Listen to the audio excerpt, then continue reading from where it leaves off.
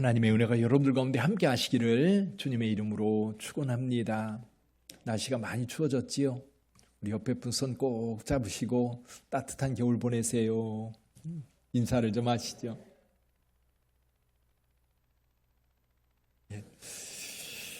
겨울 같은 겨울이 온 것 같습니다. 오늘 아침에 보니까 영하 11도, 체감 온도는 영하 16도 정도 된다고 그래요. 매우 추운 날씨거든요. 영하 10도 이하 내려가면 추운 것 같아요. 예전에는 20도 이상 내려가야 추웠는데 요즘에는 10도만 내려가도 매우 추운 날씨가 된 것 같아요. 한 가지 미리 광고 드리는 건 지금 박영희 권사님 부친께서 하나님의 부름을 받으셨어요. 그래서 오늘 오후 예배 마친 다음에 위로 신방을 좀 할 거고요. 내일과 모레, 내일 입관 예배, 모레 발인 예배 저희 교회에서 함께 합니다. 여러분 기도해 주시고 적극 참여해 주시고 또 유족들을 위로해 주시면 감사하겠습니다. 미국의 한 고등학교 연극부에 대형 사이즈의 신발 하나를 잘 보관해 놓았다고 합니다. 그래서 모든 아이들이 들어와서 그 신발을 볼 수 있도록 그렇게 전시를 해놓은 겁니다. 이 운동화는 그 학교 출신 운동선수였던 한 학생의 신발인데요. 이제 마르팡 증후군으로 일찍 이제 하나님의 부름을 받은 청년의 신발입니다. 이 마르팡 증후군이라고 하는 게 이 뼈 마디들이 이렇게 길쭉하게 자라는 병입니다. 우리나라 사람 가운데 한기범 선수가 이 마르팡 증후군이 있는 환자예요. 이제 한기범 선수는 미리 이렇게 조치를 잘 해가지고 지금도 이제 간증하고 다니는 그런 분인데, 어쨌거나 이 마르팡 증후군 때문에 22살에 하나님의 부름을 받았던 이 청년, 이 신발을 보관해 놓은 겁니다. 근데 이 친구는 마르팡 증후군으로 몸이 그렇게 힘들고 어려운데도 한 번도 불평 원망하거나 짜증내거나 그러지 않고 늘 기쁘게 이웃을 돕는 일에 헌신했다고 그래요. 이렇게 말합니다. 어떤 사람이 그가 죽은 후에 많은 사람들은 자신들이 몸져 누워 있을 때 부탁하지도 않았는데 그가 자기네 잔디를 깎아주었고 어떤 사람에게는 시장 바구니를 들어주었다.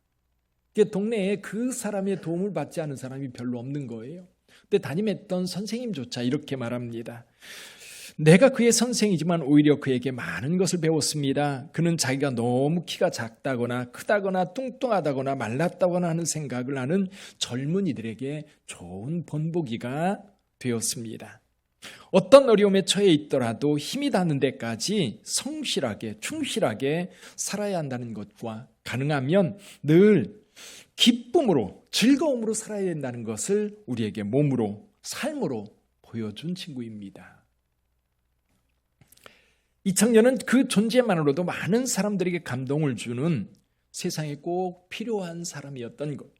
자기 몸이 그렇게 불편하고 힘듦에도 불구하고 늘 그 얼굴을 보면 천사 같았다는 거예요. 그 주변 사람들에게 늘 기쁨을 주고 주변 사람들을 늘 도와주는 그런 사람.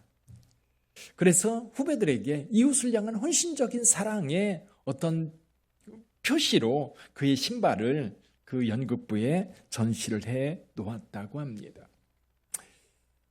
오늘 본문의 말씀을 통해서 볼 때의 핵심 구절은 실은 10절 말씀입니다. 10절 말씀인데 기쁨이거든요. 기쁨과 즐거움. 근데 이 기쁨과 즐거움에 대해서 우리가 오늘 함께 은혜를 나누면서 언제 우리가 기뻐하고 언제 우리가 즐거워하고 언제 우리가 하나님을 찬송해야 되는가 라는 것을 묻습니다.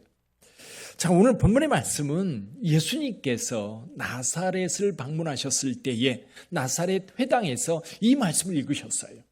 읽으시고 이 말씀이 너희 귀에 성취되었다. 너희에게 응하였다. 이렇게 말씀을 하셨습니다. 예수께서 나사렛 고향을 떠난 지 아마 수개월이 지난 다음이었을 거예요. 예수께서 나사렛 집을 떠납니다. 그리고 요단강에서 세례 요한에게 세례를 받으시고 40일 동안 광야에서 사단에게 시험을 받으십니다. 그리고 어느 정도 몸이 회복된 다음에 가버나움에 오셔서 사람들에게 복음을 전하기 시작하셨어요. 회개하라 천국이 가까웠느니라. 그렇게 하나님의 복음을 전하면서 제자들을 불렀었지요. 베드로와 야고보, 요한 그리고 안드레, 이 제자들을 불러서 제자를 삼으시고 그리고 그들과 함께 사역하고 계실 때, 이게 사역의 초반부에 나사렛을 방문했던 겁니다. 오늘 이 글이 오늘 너희의 귀에 응하였느니라. 주님께서 누가복음 14장에서 말씀하고 계세요. 그렇다면 오늘 이 본문의 말씀을 가만히 보면 이 말씀이 나중에 성취되었을 때의 기쁨일까? 이 말씀을 생각하면서 한번 오늘 말씀을 우리가 살펴보고 또 이 말씀을 통해서 저와 여러분들에게 은혜가 되기를 주님의 이름으로 축원합니다. 우리 10절 한번 보죠. 10절 같이 한번 읽어봅니다. 내가 여호와로 말미암아 크게 기뻐하며 내 영혼이 나의 하나님으로 말미암아 즐거워하리니 이는 그가 구원의 옷을 내게 입히시며 공의의 겉옷을 내게 더하심이 신랑이 사모를 쓰며 신부가 자기 보석으로 단장함 갖게 하셨음이라. 아멘. 기쁨이에요. 오늘 주제는 기쁨입니다. 기쁨과 즐거움. 이 기쁨, 여러분에게 묻습니다. 여러분 오늘 행복하십니까? 행복하면 기쁠 거예요. 그렇죠? 행복하면 기쁠 것이고, 또 여러분의 삶에 오늘 잠깐 주님 앞에 선 다음에 주님께 무엇을 감사하시겠습니까? 주님 감사합니다. 뭘 감사하시겠어요? 근데 이제 오늘 본문의 말씀을 가만히 보면요, 우리 1절에서 그런 말씀을 해요. 1절 보면 1절도 같이 한번 열어볼까요? 같이 한번 읽어보지요. 주 여호와의 영이 내게 내리셨으니 이는 여호와께서 내게 기름을 부으사 가난한 자에게 아름다운 소식을 전하게 하려 하심이라. 나를 보내사 마음이 상한 자를 고치며 포로된 자에게 자유를, 갇힌 자에게 노임을 선포하며. 자, 누가 기뻐합니까? 기뻐할 때에 기쁨은 어디에서부터 오느냐면 소식을 들을 때. 여기 지금 여호와의 종입니다. 여호와의 종이 여호와의 영이 임하였을 때에 이 여호와의 영이 임하여 그에게 기름 부으세요. 그리고 그를 통해서 하나님의 말씀을 선포하게 합니다. 선포하는 겁니다. 선포라는 게 뭐예요? 이미 이루어진 걸 선포하나요? 아니에요. 앞으로 있을 일을 선포하는 겁니다. 앞으로 가난한 자들에게 복음이 선포될 거예요. 가난한 자에게 아름다운 소식이 전해질 거예요. 갇힌 자에게 노임이, 그리고 포로된 자에게 자유가 선포되는 겁니다. 오늘 이 말씀을 통해서 우리가 살펴봐야 될 게 뭐냐면, 이 말씀이 성취되어서 예수님 시대에는 성취된 겁니다. 성취됐을 때 그제서야 우리가 기뻐하는 게 아니라 이 말씀이 선포될 때 우리는 그 말씀을 들으면서 기뻐하는 겁니다. 우리 어렸을 때를 생각해 보면 그래요. 지금도 초등학교 다닐 때 생각나는 게 뭐냐면 새마을운동입니다. 새마을운동. 온 동네 사람들이 늘 외치는 게 있었어요. 잘 살아보세요. 그리고 아침만 되면 동네에 스피커로 이 새마을운동 그 노래 있죠. 노래. 새 아침이 밝았네. 기억이 날랑말랑하는데요. 그것이 스피커를 통해서 온 동네에 퍼져요. 그래서 사람들의 마음이, 여러분 잘 살아보세요. 아, 우리도 잘 살 수 있을 거예요. 신이 나는 거예요. 자, 여러분 수술실에 들어가는 환자를 한번 생각해 보세요. 그럼 수술실에 들어갔을 때에 밖에서 이 가족들이 간절히 기다려요. 1시간, 2시간, 3시간, 4시간. 약속 시간이 지났는데도 안 나와요. 그럼 걱정이 많습니다. 근데 의사가 나와서요, 수술 잘 됐습니다. 회복될 겁니다. 그 말 한마디에 다 풀어져요. 그 말 한마디에 마음이 편안해져요. 걱정, 의심이 다 사라져버려요. 근데 환자가 수술실에 나와서 보니까 어때요? 이거는 저도 생각해 보니까요, 나와서 그 마취가 깨어날 때 정신이 혼미한데 온몸이 뻣뻣하게 부어가지고요, 몸에 주렁주렁 달렸는데 이렇게 가지고 내가 살 수 있을까? 생각해 보세요. 가슴 반쪽 열어서 여러분 그거 이제 꼬매놓고, 그리고 그 붕대 칭칭 감아놓고 또 배에서 여러 개의 호수를 뽑아가지고 몸에 주렁주렁 달아놓은 그 상태를 보는 순간 아마도 의사가 수술 잘 됐습니다, 그리고 회복될 겁니다라는 이야기를 듣지 않은 상태에서 그 모습을 본다면 기겁을 할 거예요. 살 수 있을까? 근데 의사가 수술 잘 됐습니다, 괜찮을 겁니다, 회복될 겁니다, 이 말 한마디에요 마음이 다 풀어져요. 걱정하지 않고요, 수술실에 깨어나는 환자한테도요 농담하고 웃고 그래요. 지금 나은 거예요? 나을 거라니까. 나을 거라는 확신이 들으니까 그렇게 행복한 거예요. 기쁜 소식은 누구한테 들려요? 이 아름다운 소식은 누구한테 들려요? 뭔가 채워진 사람들에게는 기대감이 없어요. 뭔가 잘 될 거라고 하는 생각이 없어요. 가난한 자에게 있는 겁니다. 갇힌 자에게 있는 거예요. 병든 자에게 있는 거예요. 슬픈 자에게 있는 거예요. 그 슬픔이 기쁨으로 바뀔 때에, 그 포로된 자가 자유를 얻게 될 때에, 일제강점기 때 생각해 보세요. 시간이 지나면 지날수록 점점 우리나라 해방될 거라고 하는 기대감이 사라져버리고 있을 때에 하나님께서 이 땅에 진정한 해방을 줄 거라고, 진정으로 우리를 자유케 할 거라고 선포할 때 그 말씀만으로도 힘이 생기는 겁니다. 애굽에서 노예 생활하던 이 노예들, 모세가 와서 하나님께서 나를 보냈습니다, 여러분을 인도해내어 가나안 땅으로 데려가려고 나를 보냈습니다라고 할 때 그들이 무릎 꿇고 하나님 앞에 찬송하며 기뻐했었어요. 해방된 게 아니에요. 자유를 얻은 게 아니에요. 소식이 들릴 때. 할렐루야. 생각해보면 그렇습니다. 가난한 자들에게 어떤 소식이 기쁨이 돼요? 이 가난에서 벗어났을 때. 그래서 마음이 상한 자, 포로된 자, 갇힌 자, 슬퍼하는 자, 그들에게 아름다운 소식이 있는 거예요. 그 아름다운 소식을 기대하고 있는데 그 말씀이 선포될 때 이제는 됐다. 이제는 됐다. 그래서 거기에서 하나님을 찬송할 수 있고 기뻐 노래할 수 있는 거예요. 여러분, 여러분의 삶이 완전히 바뀐 다음에 찬송 안 나와요. 금방은 기뻐할 수 있어요. 금방은 좋아할 수 있어요. 근데 진정한 기쁨은요, 하나님께서 그 소식을 우리에게 들려줄 때입니다. 자, 여러분, 지금 힘들고 어려운 성도들이 있을 거예요. 뭔가를 간절히 기다리는 성도들이 있을 거예요. 마음이 가난한 자들이에요. 내가 뭔가를 가지고 있고 이미 성취됐다고 생각하는 사람들은 기대감이 없어요. 결국 그 기대는 가난한 자들에게 있는 겁니다. 애통하는 자가 복이 있는 거예요. 온유한 자가 복이 있는 겁니다. 의에 줄이고 목마른 자가 복이 있는 거예요. 그래서 예수님께서 이 말씀과 같은 말씀으로 팔복에 대한 이야기를 하는데, 이 팔복은 이미 우리에게 뭔가가 채워져서 감사하고 복이라고 얘기하는 게 아니라 그걸 갈망한, 그래서 마음이 가난한 거예요. 심령이 가난한 거예요. 그 가난함 속에 하나님의 은혜가 채워지기를 기대할 때에 그가 복받은 자가 되는 거예요.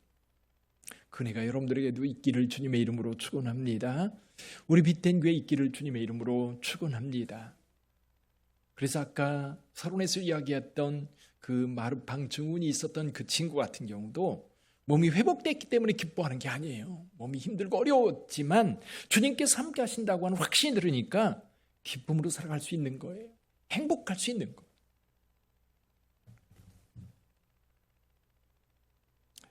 두 번째로, 오늘 본문의 말씀을 통해서 언제 우리가 기뻐할 수 있는가? 회복의 은혜가 선포될 때. 4절 한번 볼까요? 4절 한번 보시죠. 같이 읽어봅니다.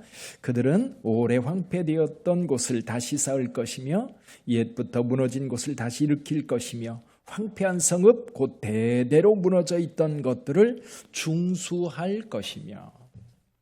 회복의 은혜. 회복돼야 됩니다. 회복이라고 하는 것은 그런 것 같아요. 어느 시점이 있는 것 같아요. 시점. 이 컴퓨터를 사용하다 보면 이제 그 여러 가지 바이러스라든지 이런 것들이 있어가지고 어느 시점으로 이 컴퓨터를 회복하는 기능이 있어요. 예를 들면 뭐 이번 주 내에 바이러스가 감염된 것 같다. 그러면 이번 주 오기 전 11월 말쯤 시점으로 해가지고 거기로 회복하는 거예요. 프로그램을 회복하는 거예요. 그럼 이제 그때로 돌아가서 이제 그 이후에 들어왔던 이제 안 좋은 프로그램이라든지 또 바이러스라든지 이런 것들은 다 이제 죽이게 되는 거죠. 자, 이스라엘 사람들 오늘 본문의 말씀을 통해서 이 학자들은 이렇게 말합니다. 지금 바벨론의 포로로 잡혀갔던 그들이 예루살렘으로 돌아온 거예요. 돌아올 때 얼마나 그들 행복했어요? 얼마나 기뻤습니까? 이 시편 126편을 보면 그렇게 노래를 해요. 여호와께서 시온의 포로를 돌리실 때에 우리는 꿈꾸는 것 같았도다. 그때 우리 입에는 웃음이 가득하고 우리 혀에는 찬양이 찼었도다. 그렇게 노래하면서 즐겁게 왔어요. 와서 보니까 어땠어요? 예루살렘 성이 어떻습니까? 폐허가 된 채로 완전히 돌만 남아있는 거예요. 예루살렘 성전에 있는 그 터도 다 사라져버리고 성벽도 다 무너진 상태에 그들이 돌아왔습니다. 처음에는 돌아온 것만으로도 행복했지만 시간이 지나면 지날수록 이 폐허된 곳에서 우리가 어떻게 살까? 네, 오늘 본문의 말씀, 오래 황폐되었던 곳을 다시 쌓을 것이며 옛부터 무너진 곳을 다시 일으킬 것이며 황폐한 성읍 곧 대대로 무너져 있는 그것을 중수할 것이다. 옛날의 그 영화를 회복하는 것, 옛날의 그 영화를 다시 돌이켜서 그때보다 더 아름다운 모습으로 세워질 것.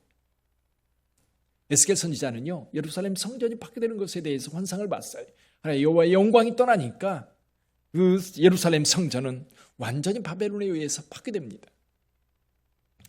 그리고 나서 나중에 에스겔은 다시 성전의 모형도를 이스라엘 백성들에게 보여줍니다. 하나님께서 이렇게 회복시켜 주실 거라는 거. 물론 유대인들은 나중에 헤롯 성전이 회복되어서 굉장히 거대한 성전으로 자랑스럽게 여겼지만 AD 70년에 파괴가 된 이후에 지금까지 회복되고 있지 않아요. 그들은 지금도 꿈꿉니다. 예루살렘 성전이 회복되기를. 그러나 그 성전은 회복되지 않을 거예요. 왜냐하면 예수 그리스도께서 우리의 성전으로 오셨기 때문에 예수 안에서 하나님을 만나고 예수 안에서 하나님을 대면할 수 있기 때문에 거기 공간적인 의미에서의 성전은 더 이상 의미가 없는 거예요. 예수 안에서 성취된 거지. 사랑하는 성도 여러분, 이제 회복이 될 거예요. 우리도 지금 병이 들었을 때에 이 병에서 노임받아 병들기 전에의 건강한 상태로 다시 회복되기를 우리는 기대하고 있어요. 물질적으로 어려움을 겪고 있을 때에 정말 어렵지 않게 평안하게 살 때에 넉넉하게 살 때로 다시 돌이키기를 우리는 간절히 바랍니다. 근데 여러분, 시간은요 되돌릴 수 없어요. 되돌릴 수 없고 앞으로 회복이 될 거예요. 그러면서 이전과는 다른 모습으로 회복이 될 거예요. 그래서 여러분, 에덴 동산을 가만히 묵상해 보시고 요한계시록에 나와 있는 새 예루살렘을 한번 묵상해 보세요. 이미지가 비슷합니다.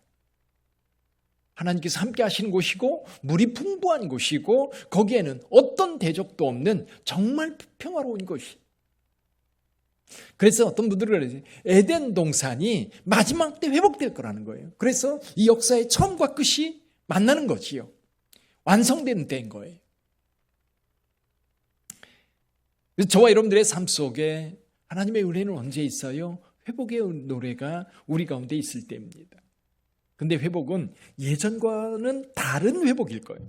비슷하지만 훨씬 더 풍요롭고 훨씬 더 안정된 모습으로 우리 주님께서 회복시켜 주실 거예요. 그때는 우리 주님께서 우리의 주인이 되시어서 모든 것을 통치하는 그런 때에 저와 여러분들이 살게 될 겁니다. 그때 여러분, 그 소식을 들었을 때 여러분 크게 기뻐하며 즐거워하시기를 주님의 이름으로 축원합니다. 또 한 가지가 있습니다. 만민이 하나님께 복받은 자라고 세상이 인정하게 될 거예요. 우리 9절 한번 볼까요? 9절 같이 읽어봅니다. 그들의 자손을 문나라 가운데에 그들의 후손을 만민 가운데에 알리리니 무릇 이를 보는 자가 그들은 여호와께 복받은 자손이라 인정하리라. 할렐루야. 주변 사람들이 인정할 거라는 거예요. 주변 나라들이 인정할 거라는 거예요. 여러분이 복받았다고.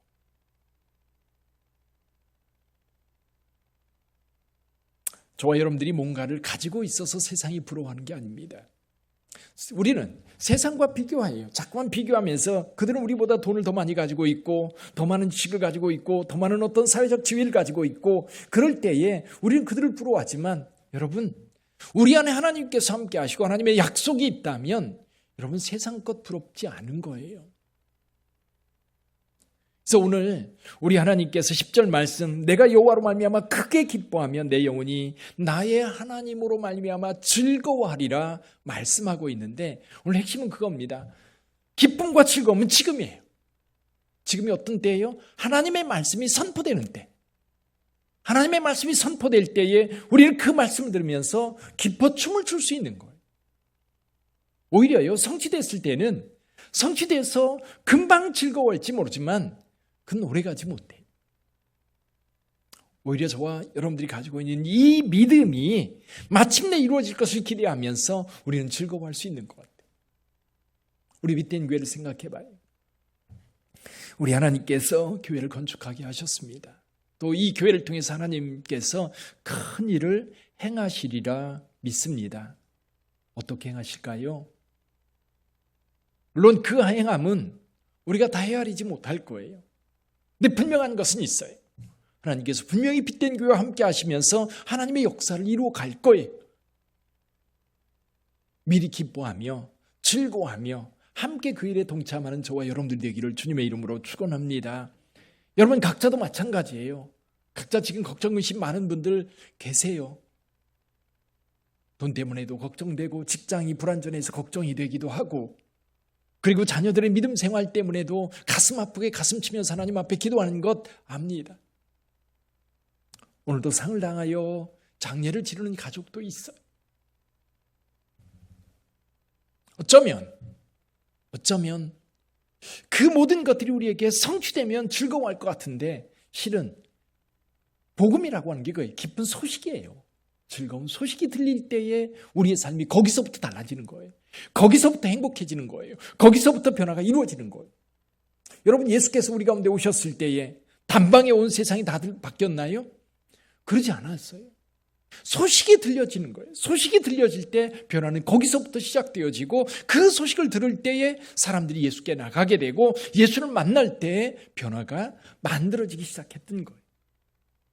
사랑하는 성도 여러분, 힘들고 어려울 때 그냥 그 힘들고 어려운 것 때문에 짜증내고 불평하고 원망하고 슬퍼할 게 아니라 주님께서 함께 하신다 말씀하실 때에 그 소식을 듣는 순간 여러분의 마음이 달라지기를 주님의 이름으로 축원합니다. 마음이 바뀌어야 돼요. 거기서부터 달라져요. 어떤 분들이 경제는 그렇다고 그러더라고요. 경제는 기분이 달라지면 경제도 바뀐대요.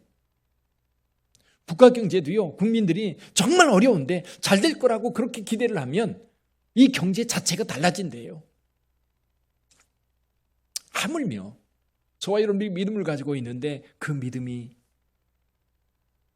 하나님 안에서 얼마나 기쁘게 성취되겠습니까? 성취될 때를 기대하면서 오늘 기뻐하고 즐거워하는 저와 여러분들이 되기를 주님의 이름으로 축원합니다. 그럼 기쁨과 즐거움 그것을 안고 그때를 기다리는 거예요. 그럼 시간 간격이 있어요. 이때 우리가 해야 될 가장 중요한 게 뭐냐면 기도하는 일입니다. 이것이 마침내 이루어져서 우리 모두에게 성취될 그날을 우리는 기다리고 있어요. 멀리는 예수께서 재림하여 우리 가운데 오실 때를 기다리고 있고요. 가깝게는 다음 주에 성탄절을 우리는 기다리고 있습니다. 또 여러분 각자도 뭔가를 기다리고 있을 거예요. 집을 이사하는 것을 기다릴 수도 있고 취직을 기다릴 수도 있고 대학 입학을 기다릴 수 있고 그리고 새로운 사업을 구상하면서 그 사업이 잘 되기를 꿈꾸며 하나님 앞에 기다리고 있을 거예요. 그때 우리가 기뻐하며 할 수 있는 가장 중요한 게 뭐예요? 기도하는 일입니다. 우리 주님과 함께하는 일이죠.